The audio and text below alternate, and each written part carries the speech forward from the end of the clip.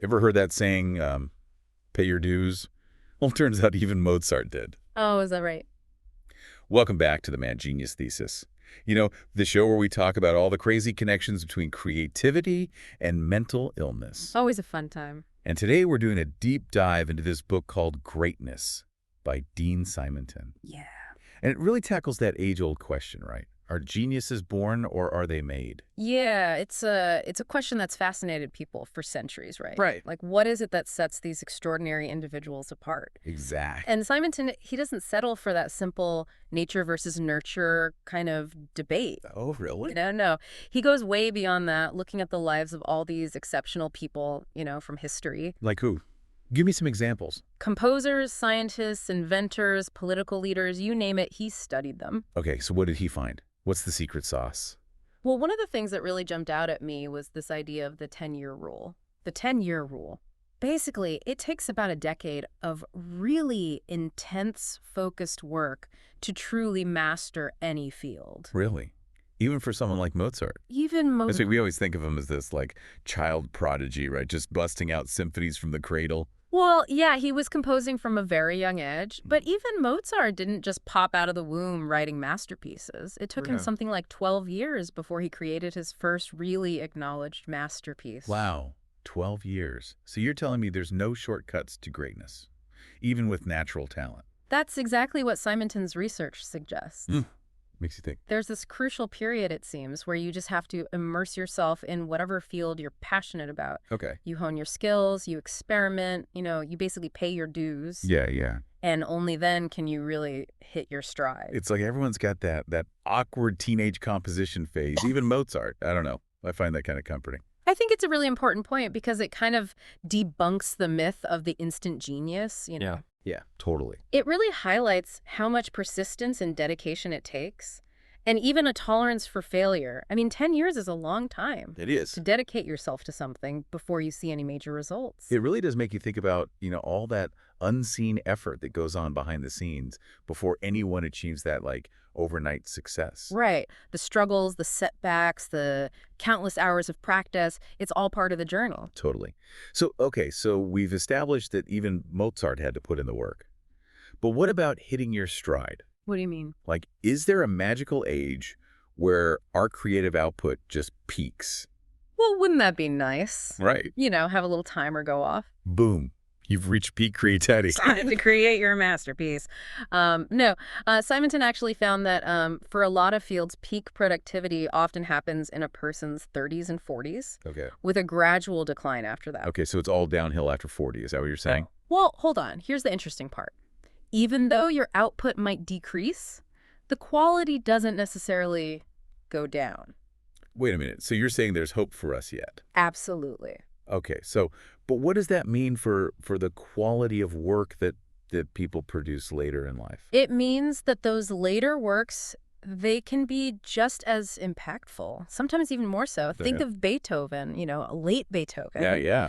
Those string quartets. Yeah. They are so powerful, so introspective, and they're born out of this lifetime of experience and musical mastery. Right. It's like they're distilling all of that knowledge into those late works. Exactly. There's a depth and a complexity that maybe wasn't there in their earlier, more, I don't know, exuberant pieces. Right. They've lived a life. They've honed their craft. They've been through some stuff. Exactly. And they've got something profound to say. It's like with authors, too, right? You get those late career novels that are just, I don't know, so rich and layered. Absolutely. They've finally figured out exactly what they want to say. Yeah. And Simonton even talks about this phenomenon called the swan song effect. A swan song. Look at that. So composers, for example. Okay. They sometimes create these incredibly potent, condensed masterpieces near the end of their lives. It's like they have this heightened sense of urgency, a desire to leave behind a final, really powerful statement. That's fascinating. It makes you wonder, if there's a psychological component to it. Oh, definitely. Maybe facing their own mortality pushes them to create something truly meaningful. It's definitely an intriguing possibility. And it's not just limited to artists either, Oh, right. You could argue that some leaders achieve a certain kind of greatness, in their final years too. Okay. Perhaps driven by a similar awareness of legacy and a desire to make a lasting impact. So we've got this 10-year rule. Right. We've got this peak productivity period. Yep. And we've even got this swan song effect. The swan song. It's like, wow, our creative output really does seem to ebb and flow throughout our lives. But okay, let's get to the heart of our show, shall we? This whole supposed link between genius and madness. Mm-hmm. Simonton doesn't shy away from that, does he? He does not. In fact, he dedicates a big chunk of his book to exploring that very question. Oh, really? Yeah, yeah. Is there a higher likelihood of mental illness, among those who achieve these really extraordinary things? So what's the verdict? Are all geniuses secretly tortured souls?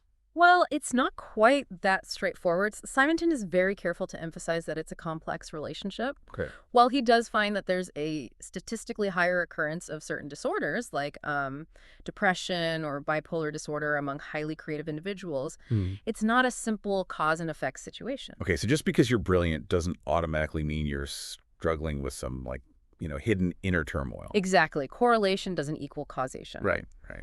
And Simonton is really urging us to think critically about this connection, to move beyond those kind of romanticized nations of the tortured artist. And, and I think it's really important to remember that mental illness is a serious issue. Absolutely. It's not something to be glorified. Right. Or seen as a prerequisite for creativity. Definitely. Right. It's about understanding the nuances of this relationship, looking at the research, and asking the right questions, really. Like what kind of questions? Well, for example, what is it about certain mental states that might actually foster creative thinking? Okay, yeah. Is it heightened sensitivity?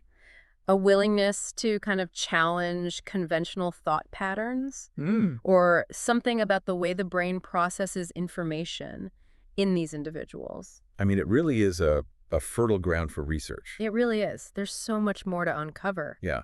So we've talked about whether, all creative people are mentally ill. Right. But what about the flip side? What do you mean? Are all mentally ill people secretly creative geniuses just waiting to be discovered? Ah, I see what you're getting at. Yeah. Well, again, Simonton cautions against making those kinds of sweeping generalizations. Okay.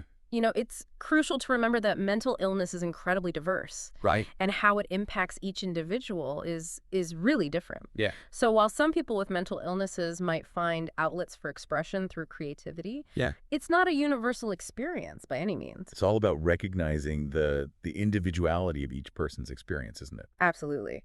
And avoiding those harmful stereotypes that prevent us from seeing, the full spectrum of human potential. Right. And really understanding the complexity of both creativity and mental illness. Yeah, exactly. And this is where Simonton's work really challenges us to go beyond those simple narratives, to delve into the complexities of what it means to be human, to be creative, and to live with mental illness. Absolutely. So while there might be some intriguing connections between creativity and mental illness, it's definitely not a black and white issue. Not at all. And it's important to approach this whole topic with sensitivity and a willingness to embrace those nuances. For sure. But before we get too deep into the weeds here, let's shift gears a bit. Okay. And talk about something else that Simonton highlights, which is the role of social factors in shaping genius.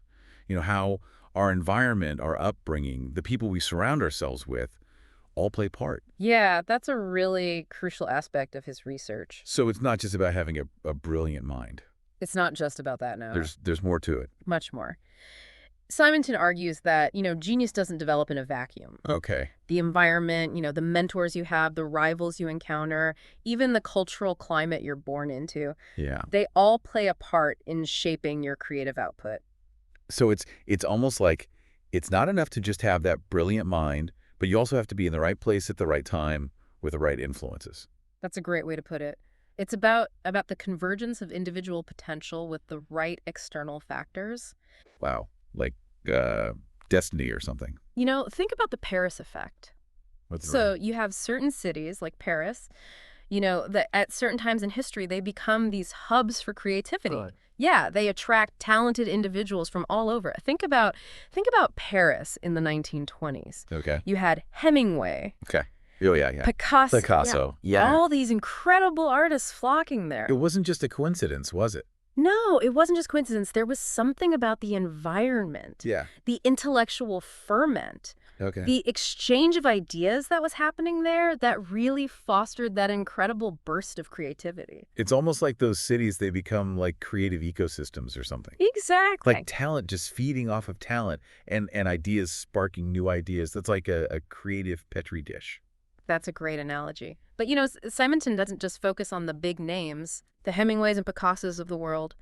He also talks about the potential for greatness that might be, hidden, unrealized because of a lack of opportunity or support. The unsung geniuses. Oh, the unsung geniuses who never quite got their shot. Exactly. Man, it makes you wonder how much brilliance is out there, right? Just waiting to be discovered. That's one of the most thought-provoking aspects of his work, I think. It challenges us to really think about how we identify and nurture talent. Yeah. And are we doing enough to ensure that everyone has the opportunity to reach their full potential?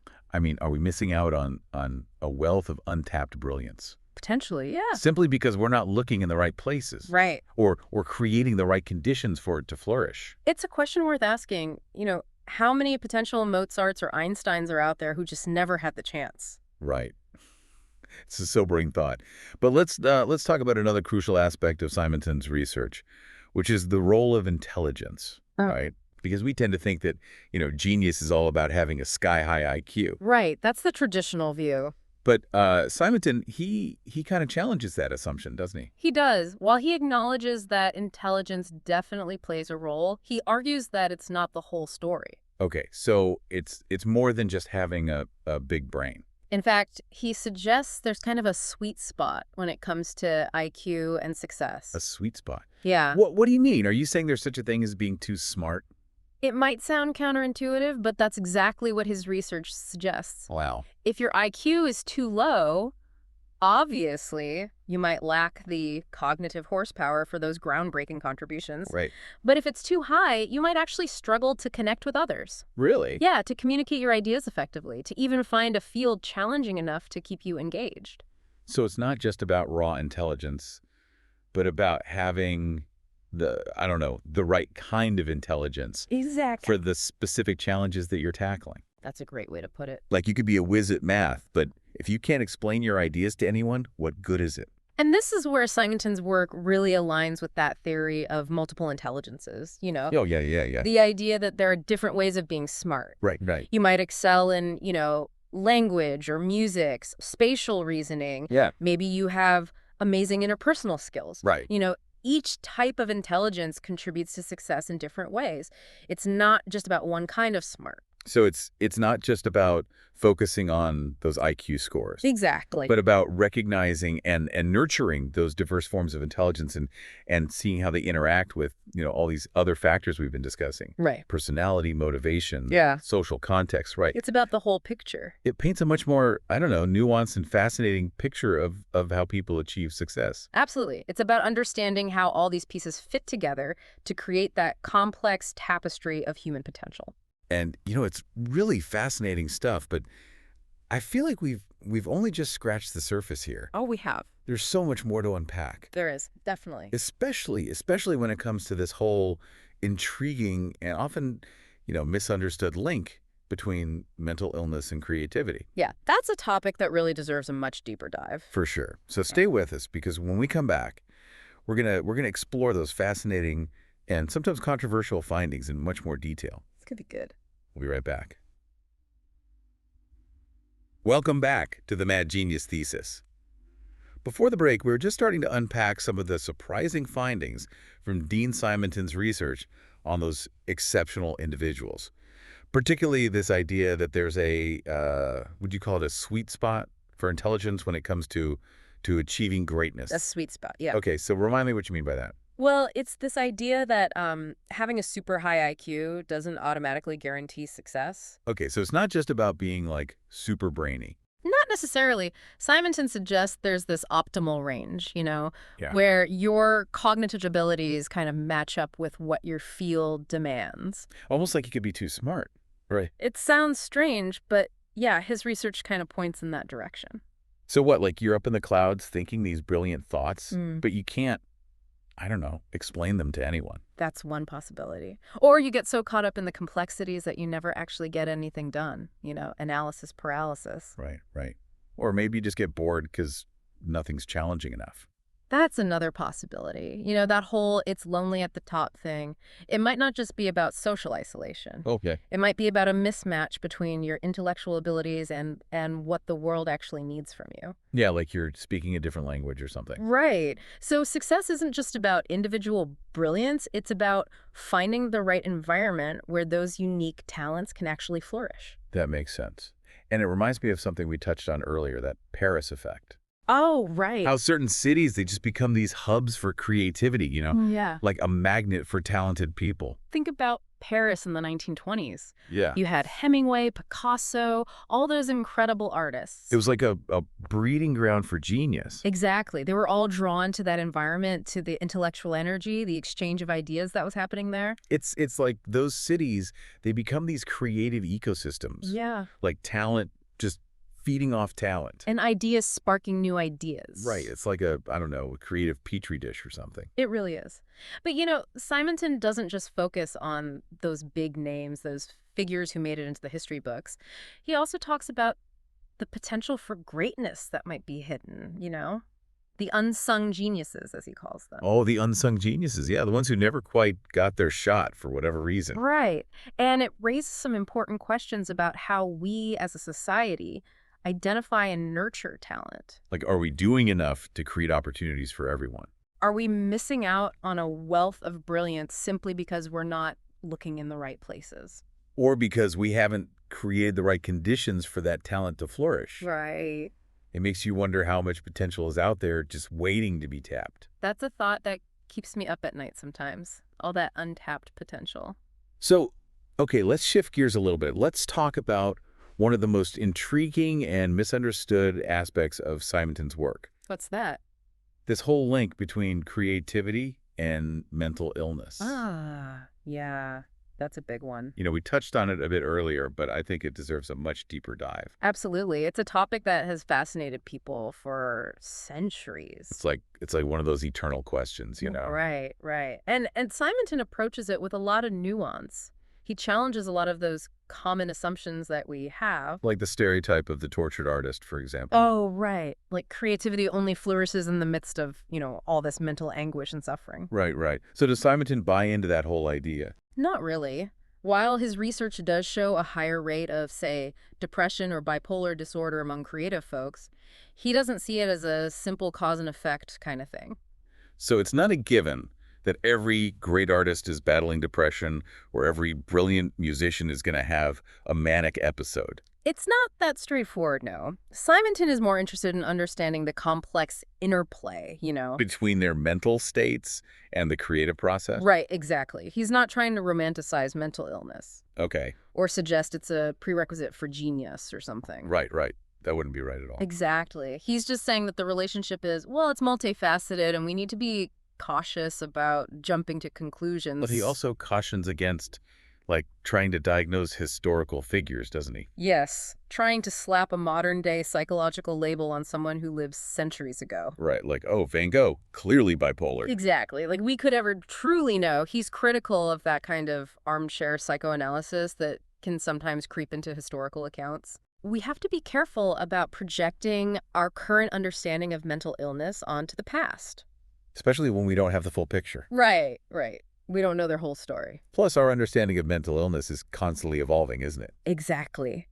What might have been considered abnormal back then could be viewed completely differently today. And it's not just about mental illness either. It's about recognizing the diversity of human experience. Oh, absolutely. Not everyone who goes through difficult times expresses it the same way. Right. And not every creative person is going to struggle with mental health challenges. It's about acknowledging that complexity and avoiding those harmful stereotypes that can really limit our understanding of human potential. This whole discussion makes me think about the importance of context, Oh, yeah. Just like we need to consider the historical context when we're looking back at people from the past. Right. We also have to think about the social and cultural factors that shape our understanding of genius itself. Absolutely. Who gets to decide what's considered genius? Yeah. whose stories get told? Right. And how are those stories told? These are all questions that go beyond individual psychology. It's about cultural norms, power dynamics, even unconscious biases. It's about how our own values and perspectives shape the way we see the world. And how those interpretations, those narratives we create about genius and madness, they can influence how we understand creativity itself. That's a really good point. It's a lot to think about, but before we get too philosophical here, let's bring it back to something we discussed earlier. Simonton's quantity principle. Oh, yeah, the quantity principle. One of my favorites. Remind me what that is again. It's the idea that, well, the more you create, the better your chances are of producing something truly groundbreaking. Oh, so it's not just about having one brilliant idea, Nope. but about, churning out a ton of ideas. Exactly. And then refining them, honing them, experimenting, seeing what works. It's like embrace the messiness of the creative process, right? Embrace the mess. I mean, think about Edison, right? He tested thousands of materials before he found the right filament for the light bulb. Exactly. He famously said something like, I haven't failed, I've just found 10,000 ways that won't work. Yeah. It's about that relentless pursuit, that willingness to keep pushing the boundaries even when you face setbacks. And it's not just for individuals either. Right. Simonton applies this to groups and even entire societies. He argues that the most innovative cultures are the ones that encourage lots of different ideas. Okay. The ones that foster experimentation and aren't afraid of taking risks. So it's about creating an environment, a culture where creativity can flourish. Exactly. On both an individual and a societal level. And this makes me think about the importance of mentors, right? Oh, yeah. Mentors are huge. Not just for guiding young creators, but also for fostering that kind of supportive, creative community. Simonton talks about how important they are, for providing feedback, encouragement, making those connections. And there's also the importance of competition, too. Oh, yeah, that healthy kind of competition, the kind that pushes you to do your best without becoming, cutthroat. It's about finding that balance. Balance, exactly, between collaboration and competition. Learning from those who came before you while still forging your own path. But, Simonton doesn't just focus on the positive. He also talks about the challenges that innovators face. Resistance to new ideas. The pressure to conform.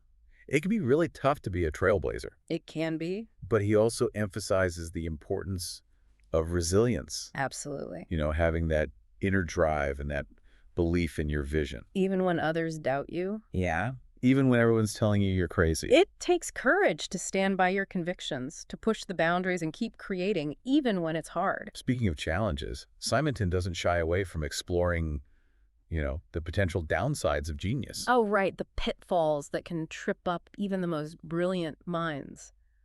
He talks about the corrupting influence of fame and the psychology of power. It's a reminder that even those who achieve extraordinary things are still human. They have vulnerabilities just like the rest of us. Exactly. It's a call to approach this whole topic of genius with a little bit of humility. Yeah. Recognizing that greatness isn't about perfection, but about constantly striving and learning and evolving. Okay, but before we wrap up, there's one last piece of the puzzle we need to address.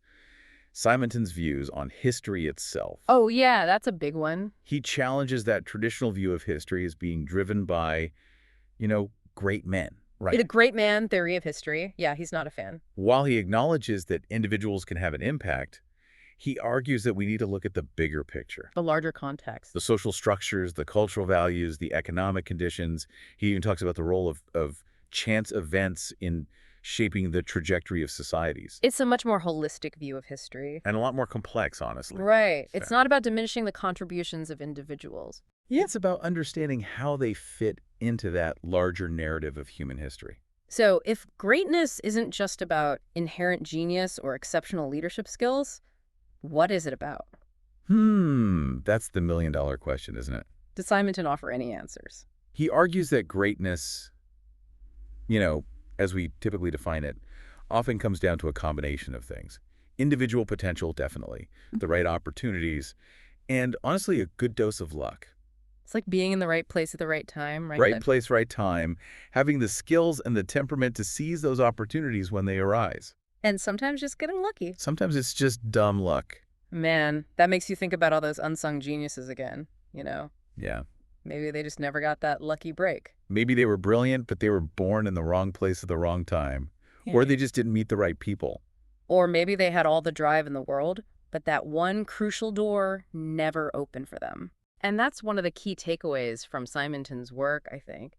While individual effort is super important, sometimes it's just not enough. Greatness is a combination of so many factors, some of which are just totally beyond our control. That's right. It's fascinating, but also kind of, I don't know, disheartening. It can be. Like, even with all the talent and hard work in the world, achieving historical significance is still a bit of a lottery. It does make you wonder, doesn't it? But maybe that's why it's so important to reconsider how we define success in the first place.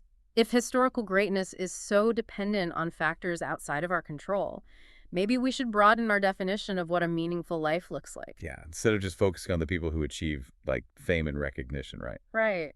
Maybe we should celebrate the everyday heroes, the people who make a difference in their communities, in their families, people who live with purpose and integrity, even if they never make it into the history books. I think that's a really beautiful way to look at it.